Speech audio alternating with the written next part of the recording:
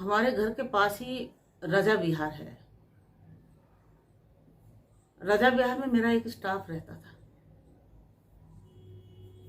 अभी भी रहता है। तो उसके घर से 4-5 घर छोड़कर एक घर में डोमेस्टिक वायलेंस होता था। एक व्यक्ति था जिसके 2 बच्चे थे, तो पत्नी को बड़ी बेरहमी से मारता था। और बिहार से थे वो लोग। अक्सर रात को पीटता था, कभी काम पर जाता था, कभी नहीं जाता था। मजदूरी करता था उसका पति। और जिस दिन थोड़ा बहुत कमा लेता था तो फिर शराब पी कर आता था और किसी न किसी बहाने, कोई बहाना ढूंढ लेता था और पत्नी को बहुत पीटता था। पत्नी की कोई सुनवाई नहीं थी, गरीब घर से थी। उसने शायद पहले 1-2 बार कहा भी अपने पिता से, तो उन्होंने उसकी मदद करने के लिए इनकार कर दिया। उन्होंने कहा भाई मेरे और भी 2-3 बेटियां हैं, तो अब आप देख लो, झगड़े फसाद तो हर घर में होते हैं, तो थोड़ा सहन कर लो, मैं आपकी मदद नहीं कर पाऊंगा। तो अब इस लड़के को भी पता लग गया कि इसका कोई सुनने वाला नहीं है। और ये बात हमेशा याद रखिएगा, जब भी लड़की अकेली पड़ जाती है या उसके पीछे कोई है नहीं, या व्यक्ति को जब ये पता लग जाए कि इसके पीछे कोई बोलने वाला नहीं है, तो जहां भी इस तरह का माहौल बन जाता है, तो वहां जरूर हिंसा होती है। ज्यादातर मामलों में हिंसा होती है। अगले को पता लग जाता है इसका कोई बोलने वाला तो है नहीं, इसके लिए कोई लड़ने वाला तो है नहीं, तो चलो इधर उधर का गुस्सा भी इसी के ऊपर निकालो। तो मेरे स्टाफ को आस पड़ोस की 2 औरतों ने कहा कि भाई साहब, आप तो उन कार्यालय में जाते हो, उनके कार्यालय में वहाँ समाज सेवा का काम होता है, तो आप एक बार इसके लिए भी कहीं बात करिएगा। तो मैंने फिर स्टाफ को कहा कि भाई उस महिला को तो आना होगा ना, उस महिला को बोलो कि ये तो जब ये काम पे चला जाए तो आप आ जाइएगा। तो उसने किसी महिला के थ्रू इस महिला को मैसेज करवाया, तो वो डर गई। उसने कहा नहीं नहीं, मुझे कहीं नहीं जाना है और मैं बिल्कुल ठीक हूँ और मैं बहुत गरीब घर से हूँ, मेरी 2-3 बहनें और हैं और मुझे किसी की शिकायत नहीं करनी। तो उसके बाद फिर वो बात आई गई हो गई। देखिए, एक चिंगारी उठने वाली बात थी, ठीक है। उस वक्त वो उसने डर के कह दिया मुझे कुछ नहीं करना है।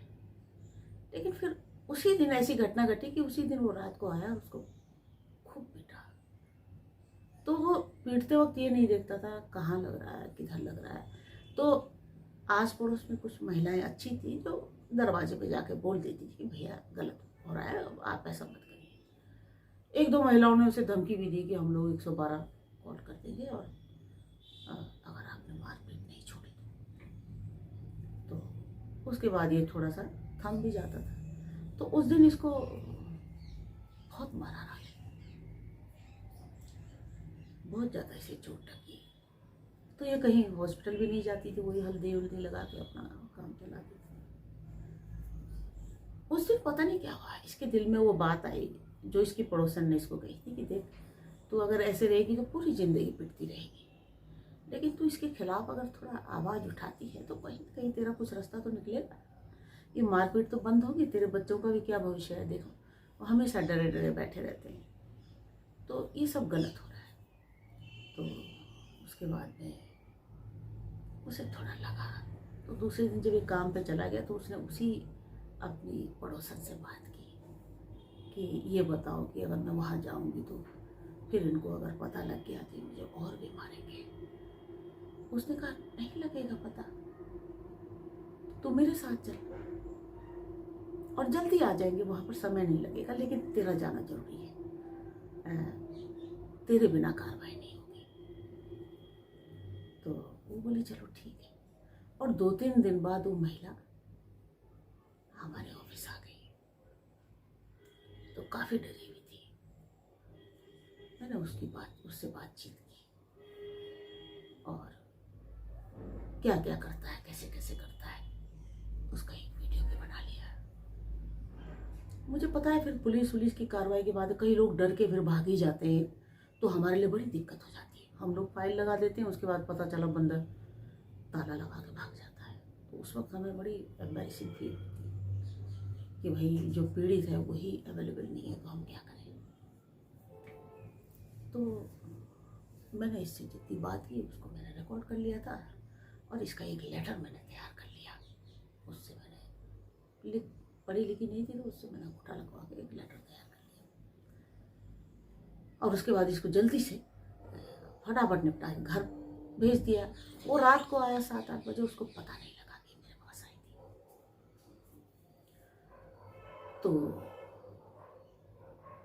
उसके बाद फिर मैंने अपना लेटर ड्राफ्ट किया, लेकिन मैंने थोड़ा फाइल को रोक दिया, लगाया नहीं। मैं सोच रही थी कि हो सकता है कई केसेस हमने बिना फाइल के निपटा दिए। मैं सच कहूँ, मुझे भी अच्छा नहीं लगता कि छोटी छोटी बातों के लिए या हर बात के लिए आप कार्रवाई करो। अगर एक बड़े होने के नाते अगर आप प्यार से समझा बुझा के अगर कोई केस सॉल्व कर देते हो तो उसमें क्या बिगड़ जाता है। हम तो यही चाहते हैं कि ज़्यादातर ये सब चीज़ें नहीं होनी चाहिए। भाई एक फैमिली वाला बंदा बच्चे लेके कौन थाने के चक्कर लगाएगा, कौन दुनिया भर की जांच वगैरह तो चलती है ना। लोगों को ही पता लगता है उनके घर में पुलिस आती है, तो ये भी लोगों को बड़ी प्रॉब्लम होती है कि भाई यहाँ पुलिस क्यों आई थी। तो बहुत सी बातें होती हैं। फिर मैंने फाइल को रोक के रखा, मुझे लगा कि यार कुछ हो सकता है। तो मैंने दूसरे दिन अपने स्टाफ को कहा कि एक काम कर, एक बार और ला उस लड़की को। हमें ये तो पता लग ही गया था कि वो कहाँ काम करता है, किसके अंडर में काम करता है, हमें तो उसकी औरत ने बता दिया था। और मैंने अपने स्टाफ को भेजा, उसको हमने देख भी लिया था कि वो कौन सी चीज़ है, क्या है। क्योंकि वो औरत कहती थी कि जी ये बहुत बड़ा गुंडा है, वो कुछ नहीं देखता अपने आगे पीछे। मतलब जब मारने पे आता है तो उनको पता ही नहीं लगता, और वो मतलब किसी का मर्डर भी कर सकता है, इतना बड़ा गैंगस्टर है। तो उसकी छवि ऐसी बन गई। 3 साल उसकी शादी, 3-4 साल हो गए थे शादी। तो मैंने कहा चलो ठीक है। दूसरे दिन हमने फिर कहा कि मैंने उसको कहा कि तू उसको किसी बहाने से दोबारा ना। तो इसने उससे पड़ोसन से फिर कहा कि जाके जरा बोलो उसको कि भाई मैडम ने आपकी शिकायत कर दी। तो उन्होंने ऑफिस में बुलाया है, तो ऑफिस में आ जाओ आप, पुलिस भी आएगी और आपसे बातचीत करेगी, आपका समझौता कराएगी। और ये करके उसने उससे बात की। तो वो बोली कि फिर उनको पता लग जाए। उन्होंने कहा नहीं, थोड़ा सा देर का काम है, आप चलिए।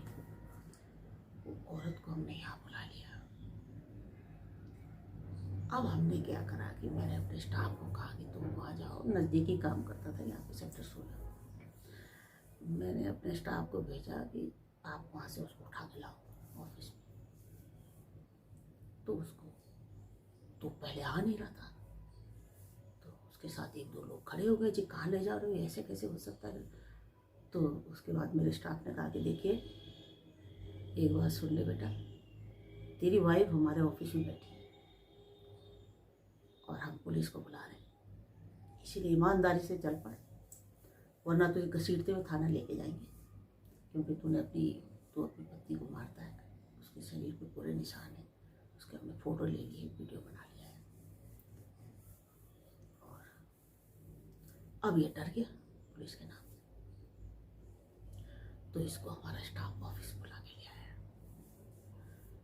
तो ऑफिस में जैसे ही आया तो उसको देखते ही उसकी जो वाइफ थी एकदम खड़ी हो गई और रोने लगी जोर जोर से कि आपने तो कहा था कि इसको नहीं पता लगेगा, ये तो कैसे आ गया। तो मैंने चुपके से स्टाफ को इशारा किया कि इसको दूसरा रूम दिया ऑफिस का, मैंने कहा वहाँ ले जाओ इसको। तो मैंने उससे कहा बेटा शांत हो जाओ, हमने क्या बुलाया है, हमने आपको बता दिया आज आपका फैसला होगा और हमको और पुलिस के सामने होगा। फिर यहाँ पर बातचीत कर लेते हैं, एक रफ फैसला हम बना लेते हैं, उसके बाद हम आप दोनों को लेके थाने जाएंगे। तो बोला कि आपने तो कहा था कि आप कार्रवाई करोगे, ये है वो है, अब तो ये मुझे जान से मार डालेगा। बड़ी जोर जोर से रोने लगी। तो मैंने कहा ऐसी बात नहीं बेटे, आप इधर आओ। उसे मैंने अपने पास बैठा दिया। मैं उसके अंदर दरअसल जो डर भरा हुआ था, क्योंकि वो उस वक्त भी बहुत जोर जोर से कांप रही थी, बात तो कर रही थी, रोते रोते उसके हाथ पैर कांप रहे थे कि अब ये इसका मतलब बहुत मारेगा उसको। मैंने उसे अपने पास बुला लिया, पास बैठा दिया और आराम से। उसके बाद मैंने उस कमरे का सीन उसको दिखाया। उस कमरे में भी कैमरा लगा है। स्टाफ को मैंने पहले ही हम लोगों ने बता दिया था कि मेरे दिमाग में एक ही बात थी कि इस औरत के अंदर सिर्फ डर भरा हुआ है। औरत अच्छी खासी थी, वो हट्टी कट्टी थी, और वो जो उसका हस्बैंड था वो भी ऐसे कोई पहलवान टाइप नहीं था। अगर ये उसमें कभी भिड़ जाए अगर पूरी ताकत के साथ, तो ये उसमें भारी पड़ती। मैंने कैलकुलेशन कर ली थी। लेकिन क्या है कि मनोबल गिरा हुआ था, इतनी डर भरी हुई थी कि मनोबल गिर चुका था। ये लगता था ये गैंगस्टर है, मेरा गला काट देगा, ये कर देगा। वो करता था इस तरह की बातें कि मैं तो ये कर देता हूँ, वो कर देता हूँ, तू मेरे बारे में नहीं जानती। तो मैंने उससे कहा, मैंने कहा बेटा जरा ध्यान से देखो, आपका हस्बैंड है, देखो क्या बात कर रहा है। आप बिलीव नहीं करेंगे, मेरे स्टाफ ने उसे एक थप्पड़ मारा, सिर्फ एक थप्पड़ मारा कि बीवी को मारता है, इतना ही कहा, तेरे बच्चों की माँ है, साले शर्म नहीं आती, बीवी को मारता है, और एक थप्पड़ मारा। आप बिलीव नहीं करोगे, वो बिल्कुल फोल्डेड हैंड मतलब हाथ जोड़ के खड़ा हो गया और सीधे बोला कि बाबूजी मेरे से गलती क्या हुई है, आप मुझे क्यों मार रहे हो, मेरे से क्या गलती है। और सीधे घुटने टेक के मैंने इसको कहा, मैंने कहा देख बेटा ये वही है ना। औरत आंखें फाड़ी देखने लगी उसको कि ये मेरा पति है। मतलब एक थप्पड़ से सीधे घुटने टेक के बैठ गया। मैंने कहा ये है बेटे असलियत। इसने अपने आप को बहुत बड़ा शेर बता रखा है, और तूने इसकी छवि वैसी ही अपने दिमाग में। इसकी असलियत ये है बेटे, ये घर का शेर है, ये सिर्फ तुझे डरा सकता है बेटा। देख एक छोटे से थप्पड़ में, ये नहीं कि इसको हमने कोई हिंसा की, तेरे सामने इसने एक थप्पड़ मारा, साथ में कहा भी कि बीवी को मारता है, जो तेरे घर का सारा काम करती थी, खाना बना के देती थी, कपड़े धो के देती, तेरे बच्चों को संभाल रही, तो उस पर अपना बल आजमाता है। और देख ले बेटा क्या हालत है इसकी। तो उसके बाद जो औरत की शरीर जो कंपन हो रहा था, वो धीरे धीरे धीरे धीरे धीरे स्टेबल होने लगा। मैंने उसे आराम से उसके कंधे पे भी हाथ रखा, देखा मैंने, उसकी पहले धड़कन बड़ी तेज चल रही थी, धीरे धीरे वो नॉर्मल होने लगी। तो मैंने कहा बेटा ये है सच्चाई, अब तू डरती जा, ऐसी जिंदगी कट जाएगी, रोज पिटती जा, लेकिन जिस दिन बेटा तूने लठ उठा लिया, ये दोबारा तुझ पे हाथ नहीं उठा सकता, और तू पिटती रहेगी, तो पिटता रहेगा। मैंने कहा क्या कमी है तेरे अंदर बता, ठीक ठाक है तू, यंग लड़की है बता, 18-20 साल की लड़की है, अरे इस शराबी से डर रही है, बताओ ये 1.5 हड्डी की जान है। ये एक थप्पड़ में घुटने टेक लिया, उसको जिस दिन तूने लात मार दी तो ये कहाँ गिरेगा तुझे पता है। बस मेरा इतना कहना था कि उसको हिम्मत आने लगी। जब मैंने देखा लड़की थोड़ा स्टेबल हो गई, मैंने फिर स्टाफ को कहा इधर लाओ कमरे में उसको। फिर जब वो कमरे में आया, मैंने कहा बेटा आप सच बताओ क्यों मारती हो इसको। बोला कि माता जी ये ऐसे है वैसी है, खाना नहीं बनाती, इसको ये बनाना नहीं आता, वो नहीं बना, इसके लिए मैं इसको मारता हूँ ये, और मैं अब इसको नहीं मारूंगा। मैंने कहा बेटा ये बात तुझे लिख के देनी पड़ेगी, क्योंकि मुझे ये सारी चीज़ें इस तरह जो यहाँ पे कॉम्प्रोमाइज़ होगा तो मैंने जाके थाने में देना है, क्योंकि मुझे भरोसा नहीं, हो सकता है तो कल इसको लेके बिहार भाग जाए और फिर बिहार में इसके साथ हिंसा करे तो कहाँ तेरे पीछे दौड़ेंगे। तो यहाँ थाने में तेरा रिकॉर्ड रहेगा तो तुझे बिहार में भी पकड़ना आसान रहेगा, हमारे लिए आसान हो जाएगा। तो बस सर झुकाए बैठा रहा।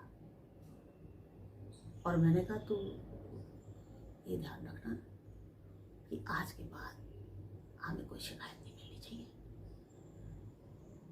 तो उसके बाद सिर झुका के फिर हमने एक रफ पेपर वैसे ही बनवाया। हमने कोई थाने वाने में जमा नहीं करता था, भाई थाने में जमा करेंगे तो फिर लेटर लगाना पड़ता। तो उठा के हमने इससे लिखवाया कि भाई हाँ मैं इतने समय से इसके साथ हिंसा कर रहा था, कई बार इसको चोटें लगी, इसको पास की क्लिनिक में दिखाया, कभी पुलिस को कंप्लेन नहीं किया। वो जो उसके साथ पड़ोसन आई थी उसको विटनेस बनाया, मेरे स्टाफ भी विटनेस बना, एक दो लोगों से और जो अड़ोसी पड़ोसी सबसे साइन करा के मैंने कॉम्प्रोमाइज इसका बना के रखा। उसके बाद मैं मेरा स्टाफ इसे गाड़ी से घर छोड़ के आया, थोड़ा बहुत वहाँ पर अपने सामान राशन पानी भी दिया, बच्चों को कपड़े सामान वगैरह भी दिए। और उसके बाद फिर हम कुछ दिन ऑब्जर्व करते रहे। मैं अपने स्टाफ को भी कहती थी कभी उधर से होके आ जाए और उस गली से, और मेरा स्टाफ वहाँ से होके आता था, लेकिन बिल्कुल शांति हो गई थी, बिल्कुल शांति। बल्कि इतना जरूर फायदा हुआ कि उसके बाद वो काम पे भी जाने लगा। पहले ये था कि काम का भी उसका ये था कि आज चला गया 2 दिन नहीं गया, लेकिन उसके बाद देखा कि वो काम पे भी जाने लगा लड़का और बिल्कुल शरीफ हो गया। तो कभी कभी ये होता है जैसे घर के बड़े होते हैं ना, आपने देखा होगा जिन घरों में आज भी जो संयुक्त परिवार है और घर में बड़े ताऊ जी, दादाजी, दादी जी, नानी जी, नाना जी, तो आपने देखा होगा कि एक डर होती है बच्चों में, दादाजी ने डांट दिया है, नाना जी ने, अब वो बात तो रही नहीं। तो हम लोग भी चाहते नहीं है कि छोटी छोटी बात के लिए हम पुलिस की इन्वॉल्वमेंट करें। अगर ऐसी थोड़ा बहुत प्यार डांट झिड़की से अगर कोई बात सॉल्व हो जाती है तो क्या फ़र्क पड़ता है। और अब प्यार से रह रहे हैं। बीच में गांव भी गए थे और 2 महीने गांव भी रह के आए और दोबारा फिर उसको दिल्ली लेके आ गया। और वो बता रही थी कि गांव में भी कोई हिंसा नहीं होती, बल्कि मेरी बहन की मतलब जो अभी वहाँ सगाई हुई है तो उसमें मेरे पति ने बड़ा अच्छा वहाँ पर सारा काम संभाला, और एक बेटे की तरह, उसके भाई नहीं थे, 3-4 बहनें हैं, एक बेटे की तरह इसने काम किया। तो आप बताइए एक छोटी सी झिड़की से या एक थप्पड़ से एक बंदे की जिंदगी बदल गई। तो ऐसा होता है कई कई बार में डर को खत्म करने के लिए ऐसे व्यक्ति का थोड़ा सा,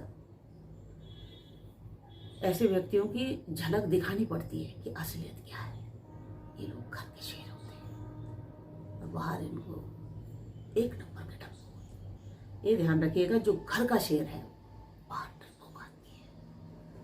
इसीलिए डरना, हिंसा तो कभी भी नहीं सहनी चाहिए, चाहे महिला अशिक्षित है या शिक्षित है, जो भी हो, हिंसा कभी नहीं सहनी चाहिए। स्वाभिमान से जिए।